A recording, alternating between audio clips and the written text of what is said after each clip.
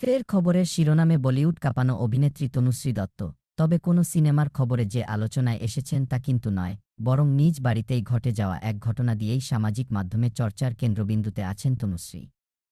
জানা গেছে তিনি নিজ বাড়িতে হেনস্থার শিকার হয়েছেন। সম্প্রতি সামাজিক মাধ্যমে একটি ভিডিও পোস্ট করে কান্নায় ভেঙে পড়েছেন এই অভিনেত্রী, যেখানে তাকে ভক্তদের কাছে সাহায্য চাইতে দেখা গেছে। এর আগে ২০২৮ সালে অভিনেতা নানা পাটেকরের বিরুদ্ধে যৌন হেনস্থার অভিযোগ এনে আলোচনায় এসেছিলেন তিনি।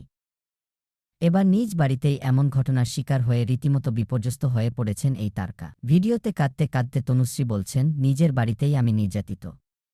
আমি প্রতিনিয়ত হেনস্থার শিকার হচ্ছি, হতাশায় ভুগছি, বাধ্য হয়েই পুলিশে ফোন করেছি। আমায় থানায় গিয়ে লিখিত অভিযোগ দায়ের করতে বলা হয়েছে। সত্যি বলতে আমার শরীরও একদম ভালো নেই।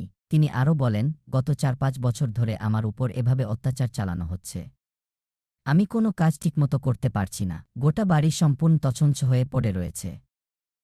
বাড়ির কাজের জন্য সাহায্য করার কোনো লোকও রাখতে পারছি না। সমস্ত কাজ আমায় নিজেকেই করতে হয়। শুধু বাড়ির ভেতরেই নয়, তনুশ্রী আরও জানান যে তার বাড়ির বাইরেও নাকি লোকজন এসে নানা খারাপ মন্তব্য করে যাচ্ছে। এ অবস্থায় সামাজিক মাধ্যমে তিনি সকলের কাছে সাহায্যের আবেদন জানিয়েছেন।